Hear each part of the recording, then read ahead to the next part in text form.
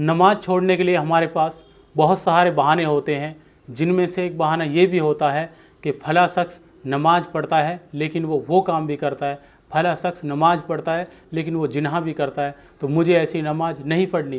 आपके लिए नमाज का छोड़ देना आपके लिए जायज़ नहीं हो जाएगा।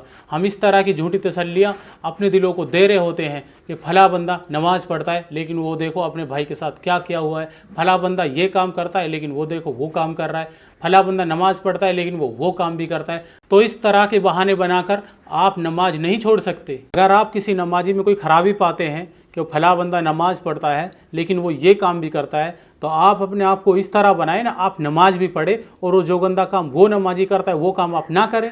अपने आप को पॉजिटिव सिग्नल दें, नेगेटिव सिग्नल ना दें। नमाज का छोड़ देना कोई छोटा मोटा जुर्म नहीं है। इस्लाम लाने के बाद नमाज का जानकर कजा करना सबसे बड़ा गुनाह है। और इमाम अहमद इब्न हम्बल के नज़दीक इंसान इस्लाम से ही निकल जाता है नमाज को जानकर छोड़ने की वजह से।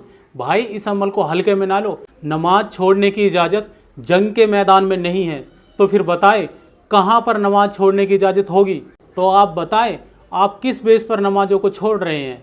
हमें इसीलिए तो ये तरकीब दी जाती है कि जब दीन में लोगों को देखो तो अपने से बेहतर को देखो। तो मेरे भाइयों, आप उन नमाजियों को देखो जो नमाजी भी हैं और उन बुराइयों से भी बच रहे हैं जिनकी वजह से आप नमाज जाया कर रहे हैं। तो मेरे भाई उन भाइयों को मत देखो जो नमाजी भी हैं और उन गंदे कामों में भी पड़े हुए हैं। अगर थाने से SHO का फ़ोन आ जाए तो हम अपना ज़रूरी से ज़रूरी काम छोड़कर भी SHO की तरफ भागेंगे।